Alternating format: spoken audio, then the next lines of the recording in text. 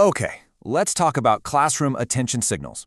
Not the kind that make your blood pressure spike, but the ones that actually genuinely create a sense of calm and focus. It's time to get past all that frustration and find what really, truly works. I'm going to go out on a limb and say the answer is probably yes, right? That feeling where your voice keeps getting louder, but the room's volume just seems to rise right along with it. It's that little bit of panic that creeps in. And look, every single teacher knows that feeling. You're not alone, and it is not a sign that you're failing. It's just a sign that the tool you're using, well, it isn't working. And this right here, this is the sound of that tool completely breaking down. A signal that was supposed to bring order has suddenly morphed into a threat.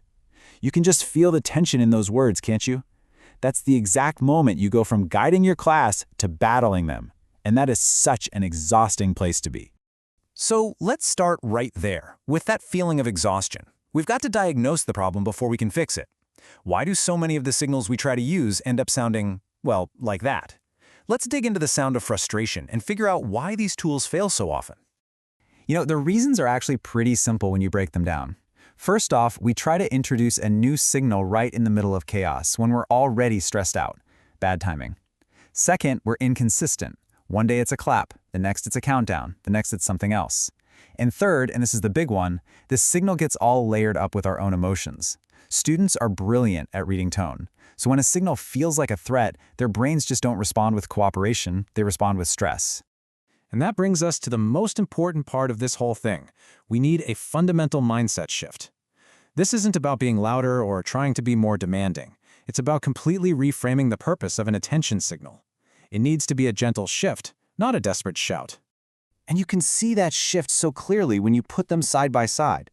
The old way, it's a discipline tool. You're trying to overpower the noise, and that just creates power struggles and makes things more tense. But the new way, it's a transition tool. Its only job is to interrupt all that scattered attention and just reorient the group for what's next. It de-escalates everything and actually makes it easier for everyone to think. So let's redefine this for a second. An attention signal is not just some classroom management trick. It's a neurological tool. Think about that. It's designed to tap into the human brain's love of patterns to create a predictable, low-effort shift. All it's really saying is, hey brain, a new direction is coming. That's it. Nothing more, nothing less. All right, so with that new mindset, let's actually build our toolkit. What are the signals that really honor this new definition? I've got some super practical tools you can start using like tomorrow. First up, the calm countdown. And the key word, you guessed it, is calm.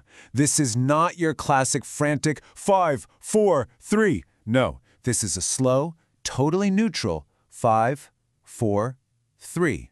Your tone is communicating confidence. It's saying, I know you'll be ready, not please, please don't make me get to 1. That slowness gives students time to process, and the neutral tone keeps it from ever feeling like a threat. Okay, number 2, the classic call and response. Teacher says, hocus pocus, and the students say, everybody focus. Simple, right? The magic here is that it requires active participation. You can't just passively hear it, you actually have to engage your brain to respond. It physically shifts a student from listening to their friend to responding directly to you. Oh, I love this one, and it works so well with older students too.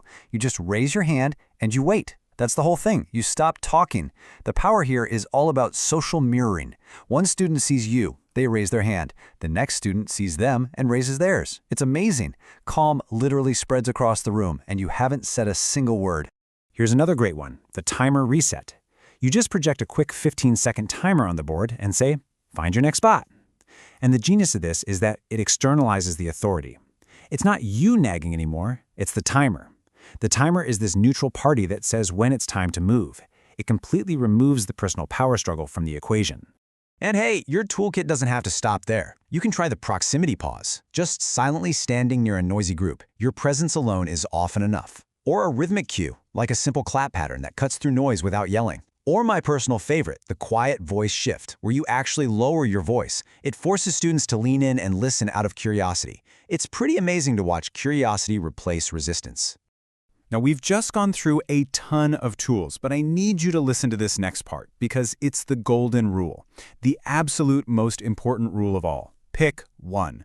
Just one primary signal that you're going to use like 80% of the time. Why?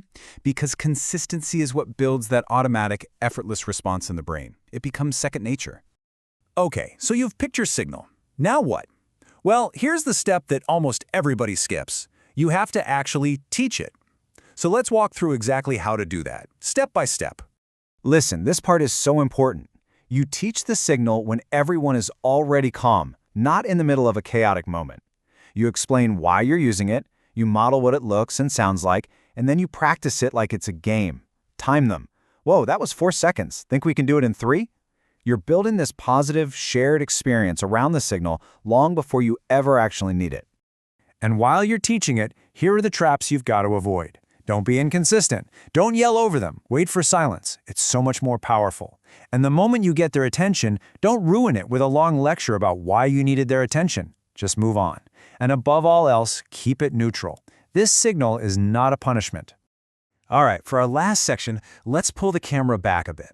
Because when you master this, you're not just using a cool classroom trick. No, you're building a foundation of safety and predictability in your classroom. You see, a good signal does so much more than just get attention. It protects your precious instructional time. It dramatically reduces your own stress levels. It actually teaches students how to self-regulate. And all of that comes together to build a predictable environment where students feel safe because they always know what to expect. So I want you to take a second and ask yourself these questions honestly. Think about your own classroom. If the answer to any of these is no, or even sometimes, that's not failure, not at all. That's just an opportunity. It's an invitation to refine your practice, to lower your stress, and to make your classroom an even calmer, better place to be. And I really want to leave you with this final thought because it's so counterintuitive.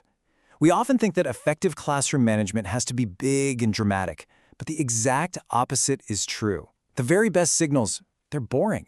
And boring is good. Because boring means predictable.